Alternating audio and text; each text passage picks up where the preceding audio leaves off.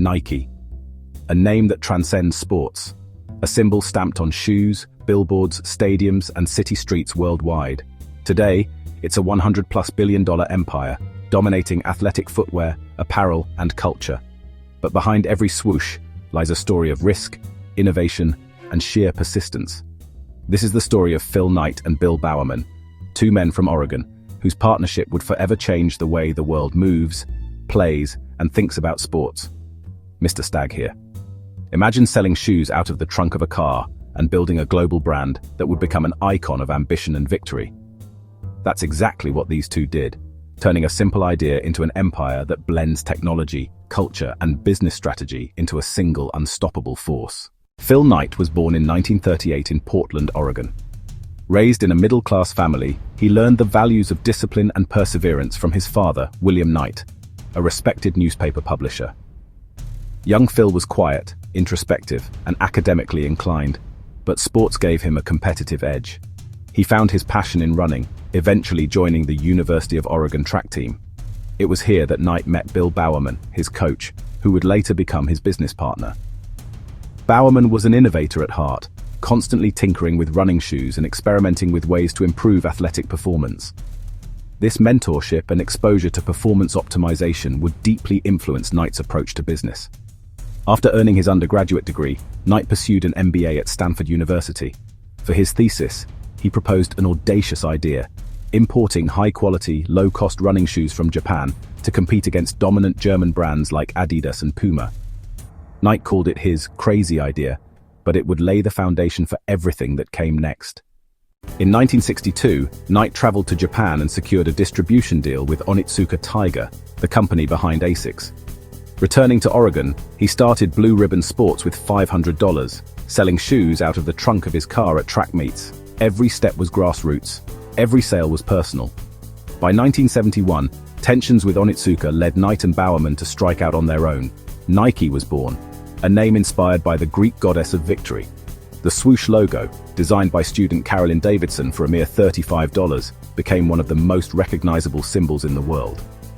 Bowerman's experimentation with shoe soles, famously pouring rubber into a waffle iron, created a revolutionary design that improved traction and performance.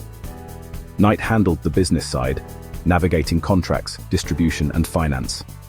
Together, they combined innovation and strategy, setting the stage for global success. Nike's ascent was rapid, but calculated. By the mid-1970s, the running boom in America was underway. Knight's early emphasis on performance and quality positioned Nike as a serious player in the athletic footwear market. The company's marketing genius emerged in the 1980s with the iconic "Just Do It" slogan. Simple, memorable, and universally inspiring, it captured the ethos of the brand. Nike's athlete endorsement strategy elevated it further. Nike's ambitions were never confined to the United States. From the 1980s onward, Phil Knight and his leadership team understood that true dominance would only come from being a global brand. Europe was one of the first targets, with Nike setting up operations in the Netherlands and aggressively challenging Adidas and Puma on their home turf. The strategy was bold. Rather than simply shipping American products overseas, Nike localized campaigns, signed European soccer stars, and embedded itself in the culture of the sport that mattered most outside the US. This formula carried forward into Asia, where Nike became especially powerful in China. Long before many American companies realized the potential of the Chinese consumer, Nike was investing in retail, sponsorships, and manufacturing partnerships. The brand wasn't just selling shoes, it was selling ambition, excellence, and aspiration. Nike also leveraged technology and design to stay ahead. The air cushioning system, Flyknit fabric, and Nike Plus digital platform integrated performance tracking and personalization into their products, blending innovation with lifestyle appeal. No story about Nike's rise would be complete without examining its greatest rival, Adidas. For decades, the German brand dominated global sportswear, particularly in soccer, where its three stripes were synonymous with the world's most popular game. When Nike first tried to challenge Adidas in Europe during the 1980s, many dismissed the effort as an American upstart trying to play on foreign turf. Yet, Nike approached the battle with a fresh strategy. Instead of relying only on traditional team sponsorships, it focused on individual stars and creative marketing that highlighted personality and emotion over conformity. By the 1990s, Nike was signing megastars like Tiger Woods, Serena Williams, LeBron James, and Cristiano Ronaldo, ensured Nike's dominance across multiple sports, leveraging their global appeal to chip away at Adidas's dominance in football. The rivalry spilled over into basketball as well. While Adidas tried to hold ground with team deals and player endorsements, Nike's signing of Michael Jordan in the 1980s completely shifted the balance. The Air Jordan brand became a cultural phenomenon that Adidas could never replicate, cementing Nike as the king of basketball and streetwear. By the 2000s, the competition had escalated to a global arms race of marketing campaigns, sneaker drops, and sponsorship deals. Adidas made a strong push with the rise of hip-hop culture, partnering with artists and launching lifestyle collaborations, but Nike consistently stayed ahead in innovation and storytelling. Financially, the gap widened too. Nike surged past Adidas in annual revenues and market capitalization, becoming the undisputed leader in sportswear.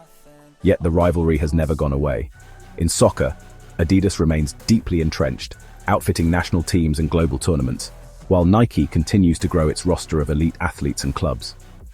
In lifestyle and culture, Adidas has had surges, especially with its collaborations with Kanye West's Yeezy brand and fashion crossovers.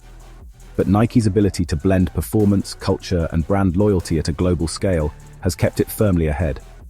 The competition is less about who makes the better shoe, and more about who owns the conversation in sports and culture. And in that arena, Nike has consistently held the edge. But Nike's path to the top has not been without controversy. In the 1990s, the company faced an international reckoning over its use of overseas factories, many of which were accused of operating as sweatshops with poor labor conditions. The backlash was fierce, threatening to tarnish the carefully built image of innovation and athletic excellence. Rather than crumble, Nike eventually confronted the criticism head-on, introducing new standards, transparency measures, and corporate responsibility initiatives that reshaped the conversation around global supply chains. More recently, Nike has found itself at the center of cultural and political debates, such as the Colin Kaepernick advertising campaign, which divided public opinion in the US. Yet, time and again, Nike has managed to turn controversy into brand loyalty, especially among younger generations who see the company not just as a sportswear manufacturer, but as a voice for cultural relevance. This resilience underscores one of Nike's greatest strengths, its ability to weather storms, adapt to shifting values, and emerge stronger than before. The financial story of Nike is just as remarkable as its cultural dominance. Nike went public in 1980, listing on the New York Stock Exchange at an adjusted price that gave ordinary investors the chance to participate in its growth. Those who believed early in the company and held on have seen astronomical returns, as Nike stock has split multiple times and delivered strong long-term appreciation. Dividends, buybacks, and sustained growth have created massive wealth, not just for institutional investors, but also for Phil Knight himself, who remains the largest individual shareholder. Today, it generates more than $45 billion in annual revenue, with a market capitalization exceeding $100 billion. More than 60% of Nike's revenue comes from international markets, proving that the company's global vision wasn't just aspirational. It was essential for its rise into a billion-dollar apparel empire. Nike's strategy of blending direct-to-consumer sales, digital innovation, and global retail expansion keeps it at the forefront of the industry. Its IPO and subsequent growth demonstrate the power of combining vision, culture, and relentless execution. Early investors who believed in Knight's crazy idea were handsomely rewarded, turning modest bets into massive gains as the company became a global powerhouse. From shy Oregon boy to global business titan, Phil Knight's journey is legendary. Stepping down as CEO in 2004 after the death of his son, and as chairman in 2016, Knight focused on philanthropy, donating billions to universities, healthcare, and public initiatives. Knight's memoir, Shoe Dog, was released on April 26, 2016, by Simon & Schuster, was rated 5th on the New York Times bestseller list for business books in July 2018, and details the building of the Nike brand, from importing Japanese shoes to being part of a federal investigation. Knight's net worth today is estimated at $34 billion, a testament to decades of risk-taking, innovation, and leadership. He remains a figure of inspiration, embodying the values that built Nike: discipline, vision, and relentless ambition. Nike continues to innovate, embracing digital platforms, sustainability, and global expansion. The company's embrace of athlete activism, social issues, and direct-to-consumer experiences ensures it remains culturally relevant. Nike exemplifies how vision, persistence, and strategic execution can create enduring global influence. Nike is not just about footwear, it's a cultural icon, a technological innovator, and a model of how a brand can evolve while remaining true to its core identity.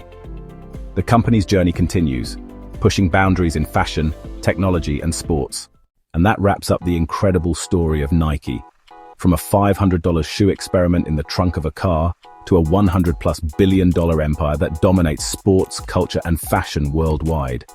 But the real question is, what comes next? Can Nike keep its crown in the face of rising challengers like Adidas, Under Armour, and new digital native brands? Will it thrive in the age of AI-driven design and sustainability, or will it stumble under the weight of its controversies? We want to hear your thoughts. Drop your take on Nike's future in the comments below. Do you think they'll continue to dominate, or is their reign being quietly challenged? If you enjoyed this deep dive, don't forget to like this video and subscribe to Stag Research, your go-to channel for founder legacies, business battles, and the hidden forces shaping our world. Every week, we bring you untold stories of the companies driving the global economy, the triumphs, the failures, and the game-changing decisions behind the logos you see every day. Thank you for watching, and stay tuned for more origin stories that go beyond the headlines. This is Mr. Stag, logging off.